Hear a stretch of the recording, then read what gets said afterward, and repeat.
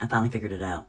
If you don't know me, my name is Lucy. I go by Chosen and Touched. I'm a spiritual psychic medium, which means I'm a Christian psychic medium. And trust me, it is not easy to be me. Yes, my hair is wet, but I had to do this video like immediately. I'm different from those that are different, that's for sure. But scripture is completely just full of spiritual gifts, and just trust me, you need to do a little more research. You can go check out my other videos, and I'm going to continue with the Book of Enoch.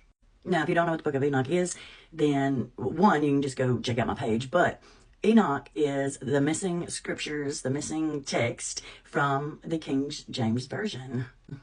They were found with the Dead Sea Scrolls in a cave near the Dead Sea. Now, are there other texts missing from the Bible? Yes, there is. I'm just finding this out. Enoch was the first one that I was informed about. Being a Christian my entire life in the deep Bible Belt South and having abilities, it's not easy. But we did a live last night strictly about talking about the Book of Enoch, and it hit me yesterday morning. I have been infatuated with this because astrology and the giants, the archangels, all that jazz. Enoch was seeing spirits, and just listen to this. I know now, it hit me. Enoch was also a medium. He was taught and given and chosen to have the gift of discernment. Like, not discernment, like I always talk about this. There's the biblical gift of discernment, straight from God, and then we all have discernment, right? Another video, another day, you can go check out my page. But if you're interested, you have religious trauma, and you're just curious, or maybe you also have abilities, but you're a Christian as well. Okay, so listen to this. So, a little rundown. Enoch was the only man. He was Noah's Ark, Noah's grandfather, Cain and Abel, Cain's son, and that also means that Methuselah is his grandson. Okay, sorry, I had to do this quickly. Gotta get it out. He was the only man ever that was taken to heaven and actually showed God's throne and many fascinating things. But he was back and forth. So according to me, and if you really think about it, a medium is the bridge between heaven and earth. And Enoch was the very first human to travel through the realms, yes, different realms, and visited heaven and earth. So compared to a medium, a psychic medium, such as me, a light worker, a seer, prophecy. Also, of course, Enoch was a prophet. He's considered the first one to be able to see, hear, and feel things that other people, on average, cannot. It also mentions how he saw spirits. And yeah, you just have to read that. He was the first human person that was chosen to deliver messages from spiritual beings, archangels, those on the other side. Heighten spiritual awareness and sensitivity to the non-physical spirit energy, with the ability to have a direct channel and receive inner messages, prophetic messages, and serious visions. Enoch is described as a human that his spiritual senses were completely open. His spiritual awareness was completely open, therefore third eye. And those that are chosen by God to have these gifts experience this all day, every day, is part of our daily life. Just like, those that are chosen really don't have a choice and are considered too open.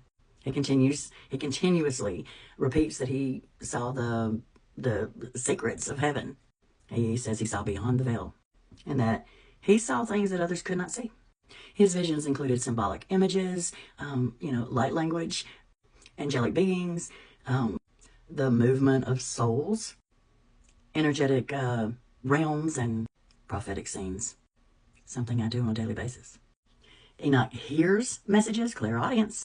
He was human, he never passed away, and he continued to be approached by spiritual beings. He acted as a direct channel to God. Messages straight from heaven.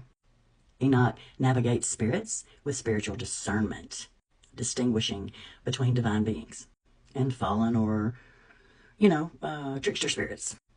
He could discern. He had the gift of discernment. If you've been in any of my lives, if you know anything about me, then you know I have a strict rule with everyone on the other side. And it's the only way, can't tell you all my secrets. He saw wandering souls, troubled souls, and righteous souls. It says that Enoch moved between realms like a spiritual traveler, who dreams and goes to another realm.